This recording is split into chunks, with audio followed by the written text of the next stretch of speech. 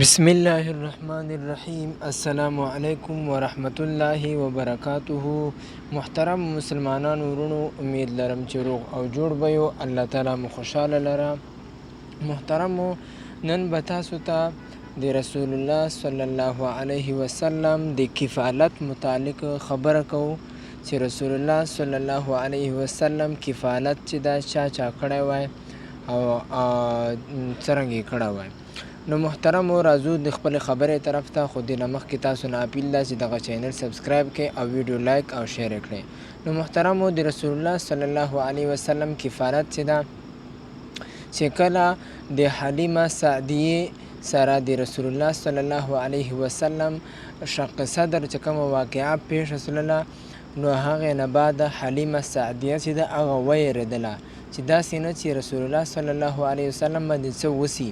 نو دې رسول الله صلی الله علیه وسلم ځان سره روان کړلو او مکې مکرمې ته یې واپس خپلې مور حضرت آمینې بیبي ته راورسولو او دغه واقعه یې هم ورته پیش کړه چې د سره دا واقعه پیښ شوه.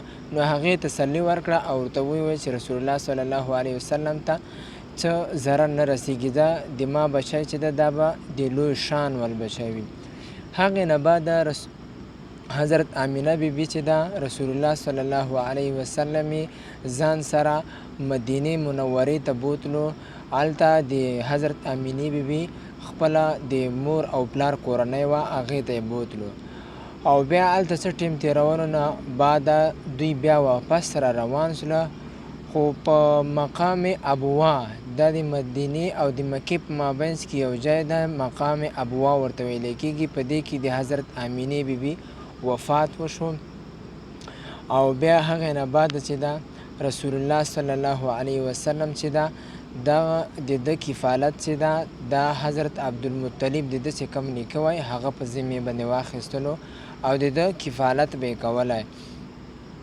او روایاتو کې راځي چې حضرت عبدالمطلب چې ده د سره به یې ډېر مینه او محبت ساتلو او د ده به یې ډېر زیات خیال ساتلو، ان تر دې چې د مکې د خانه کعبې مخ ته ده ته یو فرش بچاو کړی وای او په هغې باندې به رسول الله صلی الله علیه وسلم کېنستلو چې نور به هیڅ چا دا جرأت به هم نشوی کولی چې په دې فرش باندې به کېنستلو.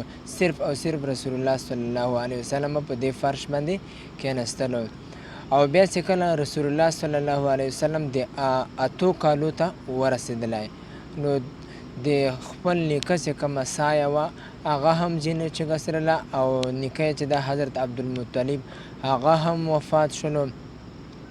روایاتو کې راځي چې کله حضرت عبدالمطلب وفات وای، نو رسول الله صلی الله علیه وسلم چټ ته جنازې پسې چټ ته روان وای او له سترګو نه یې اوښکې روانې وې ژړلې. نو ولې به یې نه ژړل محترمو؟ د ده سره چې کوم څومره مینه لرله او څومره محبت یې لرلی، نو ولې به یې نه ژړله.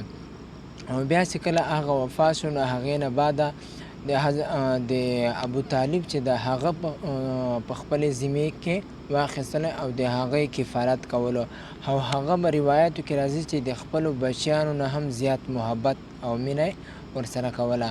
خو افسوس دا چې ابوطالب ایمان نه راوړلی، چې د ایمان پرې راوړی وی بیا به یې د سره نور څومره زیاته مینه او محبت کولی او